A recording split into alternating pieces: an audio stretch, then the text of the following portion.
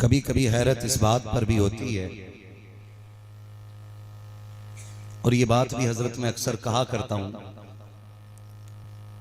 कि माँ बाप से भी ज्यादा मजलूम अगर कोई जात जमीन पे है तो वह असातिज़ा की जात है। अभी आप समझ जाएंगे जब मैं बात करूंगा। तो मैं अल्हम्दुलिल्लाह अकीदे के एतबार से सुन्नी बरेलवी हूं, और मेरे मुर्शिद बैत सरकार ताजुश शरिया हैं, और इजाजत का तमगा मुझे रईसुल अतकिया ने दिया है, सरकार उवैस मियां साहब क़िबला ने। लिहाजा मेरी सुन्नियत पे कोई शक न करे।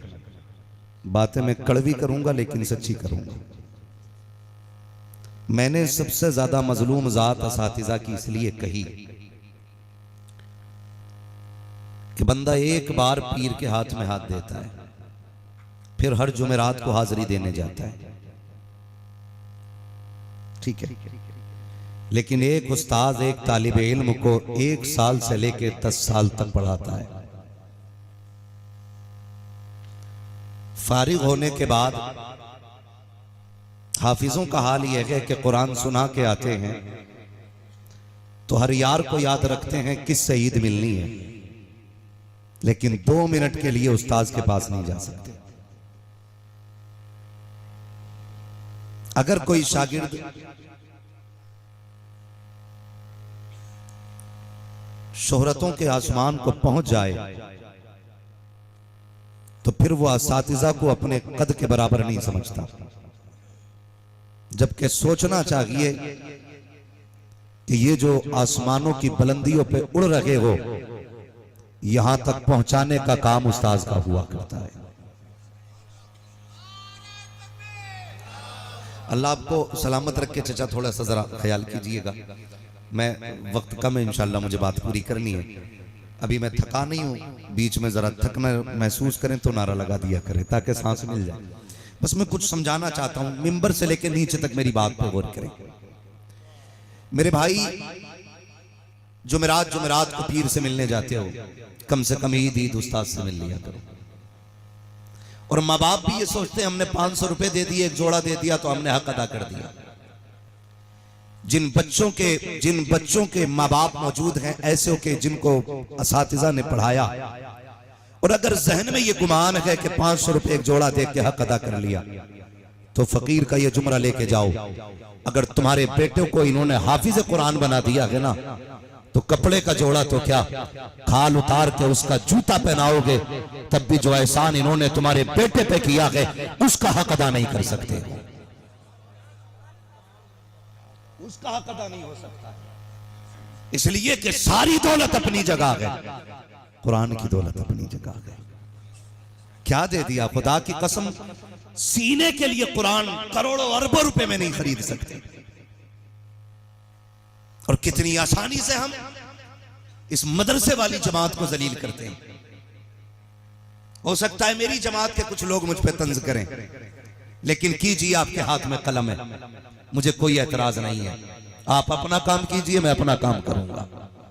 हमने अपनी जमात को मदरसे की यतीम, गरीब, लावारिस कहना शुरू कर दिया, जबकि ये वो जमात है जिसका खुद मदीने वाला भी वारिस है, खुद काबे वाला भी वारिस है, काबे वाला भी वारिस है। और ये बात मैं आपको बता दूं, अगर किसी के घर में बरकत ना हो तो मतला पीर साहब से 8 किलो का तावीज, मदरसे आ, कारी साहब से कह, हुजूर का एक मेहमान मुझे दे दो, अपने घर लेके जा, दस्तरखान बिछा। लोग बड़ी एहतियात करते हैं, कहते हैं कि डिस्पोजल रखा जाए, जिस गिलास में एक बार पानी पिया जाए वो फेंक दो ताकि बीमारी ना लगे। प्लेटें वो लाई जाती हैं जिनको यूज करो और फेंक दो, इस हिसाब से हम बर्तन इस्तेमाल करते हैं। कई बार तो चम्मच रख दिए जाते हैं कि प्लेट में हाथ न लगे। लेकिन सुन मेरे प्यारे, जब कुरान वाले को अपने घर लेके आए तो फेंकने वाला गिलास ना लाना, वो गिलास घर से निकाल जिसे बहुत संभाल के रखता है, वो प्लेट घर से निकाल जिसे संभाल के तूने रखा है। हाथ में चम्मच न दे, बैठा कुरान के कारी को कहे मुस्तफा के दीन के तालिब इल्म, आज चम्मच से न खा, उंगली डाल मेरे खाने के अंदर और हाथ से प्लेट को छू दे। खुदा की इज्जत की कसम खा के कहता हो, जैसे कुरान वाले का हाथ तेरे घर की प्लेट में जाएगा, सिर्फ उंगलियां लगी जाएंगी, उंगलियों के साथ खुदा की रहमतें भी नाजिल कर दी जाती। लेकिन हमने एहतराम करना छोड़ दिया अपने मदरसे वालों का, हमने कुरान वालों का एहतराम खत्म कर दिया। ज़ैनुल आबिदीन भाई, ये हकीकत बात है। हजरत जी तवज्जो है सरकार, तवज्जो फरमाइए। आज सबको अपना काम अच्छा लगता है। मैं सोचता हूं दीन की सारी ठेकेदारी मुकर्रिरों के पास है।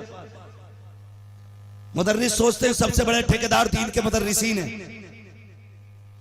और जिनके हाथ में कलम है वो सोचते बस हम ही हम हैं। अपने सामने कोई किसी को कुछ समझने तैयार नहीं।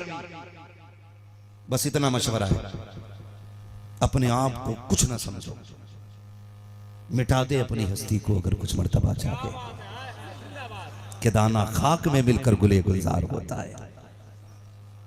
जब तक ये मैं नहीं जाएगी ना अंदर से मैं, उस वक्त तक कुछ नहीं मिलने वाला। इस मैं को खत्म करना पड़ेगा।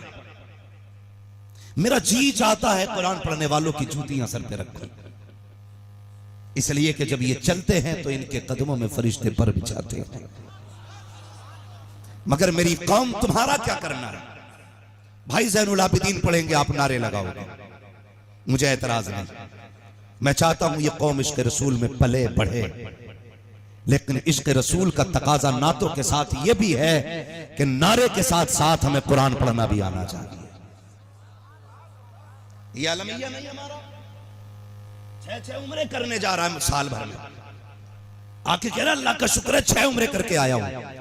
बैठा के हजरत पूछ लिया जाए जरा सना सुना, तो 36 गलतियां सना में होती हैं। कहा जाए दुआए कुनूत सुना, कहता पता ही नहीं ये क्या होती है। खुदा की कसम मैंने ऐसे लोगों को देखा है जिनके जुब्बे कुब्बे पे कुर्बान होने जी चाहता है, लेकिन ताफुज़ तस्मिया का भी तलफ़ुज़ दुरुस्त नहीं होता है। मैं इतना कहना चाहता हूँ यार, कुरान सीख लो, तेरे 6 उम्रें तुझे मुबारक हो, खुदा करे बार बार जाए। लेकिन जरा ये तो बता, अगर तुझे कुरान नहीं आया तो क्या करने गया था मस्जिद नबी के अंदर? अगर तुझे सूरे फातिहा नहीं आती तो किस मुंह से गुंबद खजरा के सामने खड़ा था? अगर तुझे फातिहा नहीं आती तो कैसे गया था जन्नतुल बकी में? मुझे भी तो बता सकी। अगर तुझे दुआए कुनूत का सलीका नहीं है तो क्या करने हरम में गया था? क्या कि अच्छा होता 6 उम्रें न करता, वो उम्रे का वक्त कुरान की तालीम में दे देता, कुरान सही पढ़ता, गुंबद खजरा के आगे खड़ा होता, कभी यासीन पढ़ के सुनाता, कभी रहमान पढ़ के सुनाता। आका कहते थे मुबारक हो, पलट के बाद में जाएगा, जन्नत का परवाना पहले लेके चला जाए। ये रोना है हमारी कौम को कुरान नहीं आता। मदरसे गांव गांव है, मोहल्ले मोहल्ले में मदरसा बना है, लेकिन कितनों को कुरान आता है? क्या इसके जिम्मेदार हम हैं या हमारे माँ बाप? गौर करें सारे लोग। मैं आईना दिखाऊंगा दाग चेहरे के, जिसे खराब लगे सामने से हट जाए। मैं यहां जन्नत बांटने नहीं आया भाई। हर तकलीफ तो सरकार तब होती है जब बिल्कुल जाहिल कुबड किसी आलिम पे उंगली उठाता है। काश ये 4 दिन के लिए मदरसे गया होता, इसे ये अदब सिखा दिया जाता अपनों से बड़ों की बारगाह में कैसे बैठा जाता है। हाँ, खुदारा दीन की तरफ रगबत करें, तालीम हासिल करें। क्यों हम कुरान नहीं पढ़ते यार? जिम्मेदार कौन, हम या माँ बाप? हम खुद जिम्मेदार नहीं, बचपन में हमारे माँ बाप इसके जिम्मेदार हैं, और इसका हिसाब माँ बाप को कयामत में अल्लाह के आगे देना पड़ेगा। देना पड़ेगा। क्यों नहीं पढ़ाया था? कितनी बड़ी गलती करते हैं हम। बच्चे को कहते हैं मौलाना जरा आधा घंटा पढ़ा दीजिए, 35 मिनट हो जाए घर से फोन आता है, हाफिज जी अभी बेटा नहीं आया। कहा क्या हुआ? कहा 5 मिनट ट्यूशन को लेट हो गया है। अल्लाह अकबर। हमने बच्चे को आधा घंटा कुरान के लिए दिया और 16 घंटे हमने कुत्ता बिल्ली बच्चे को पढ़ाया। मैं तालीम का मुखालिफ नहीं हूँ, मैं तो ये चाहता हूँ मेरी कौम में IAS भी होने चाहिए, IPS भी होने चाहिए, MBBS भी होने चाहिए, लेकिन ये सब कुछ बात में है मुस्तफा के गुलाम गुलाम पहले हो। अगर तुम्हें कुरान नहीं आता तो क्या आता है? अगर तुम्हें कुरान की 10 सूरतें याद नहीं है तो फिर क्या याद है? हमें क्रिकेट खिलाड़ी की पूरी टीम के खिलाड़ी याद होते हैं, हमें कितनी फिल्मों के गाने याद हैं, हमें कितने एक्टरों के उनके अपने उनके दौर की हिस्ट्री याद है। अगर याद नहीं है तो कुरान याद नहीं है, अगर याद नहीं है तो सुन्नत मुस्तफा याद नहीं है। मेरी कौम के जवान बता तो सकी, जरा दिल से मेरी बात सुनना। मैं गाली देने नहीं आया, मैं तकलीफ देने नहीं आया। अगर कब्र में मुस्तफा आ गए और तुझसे पूछा तूने कुरान पढ़ा था कि नहीं पढ़ा था, कौन से मुंह से जवाब दोगे आका को? क्या बताओगे अपने नबी को? यही वो किताब थी जो महबूब के सीने पे उतारी गई, ये वो किताब थी जो मुस्तफा को तोहफे के तौर पे पेश की गई। और सिर्फ वो किताब नहीं, इसी के बारे में कहा गया था हमने इस कुरान को नाजिल किया है, हम इसकी हिफाजत करेंगे और तुम उसे खोल के ना देख सके। कब कब कुरान खोला जाता है? जब बाप मरे तब कुरान खोला जाता है, जब माँ का तीजा 40वां हो तब कुरान खोला जाता है। मैं इस बात से इनकार नहीं करता, मैयत पे भी कुरान पढ़ो, लेकिन उससे पहले जिंदगी में कुरान पढ़ लिया करो। अपने घरों के अंदर कुरान पढ़ा करो। फजर की नमाज के बाद बेटियों से कहो मुसल्ले पे कुरान पढ़े, बीवी से कहो मुसल्ले पे कुरान करे, माँगों से कहो कि रोटी बना तो यासीन पढ़ के बना, नाश्ता बना तो बिस्मिल्लाह पढ़ के बना। तुम्हें खुदा का वास्ता कुरान को आम कर दो, तावीज़ों की जरूरत नहीं लगेगी। इधर कुरान पढ़ा जाएगा, उधर रब का करम आना शुरू हो जाए। कितने घरों में कुरान पढ़ा जाता है? हमारे घर की 90 साल की बुढ़िया, सरकार 90 साल की बुढ़िया, जिसके पैर सीधे नहीं पड़ते, पता चल जाए सीरियल आ रहा तो गिरती पड़ती उठती मरती पहुंचेगी बात। और 3 मिनट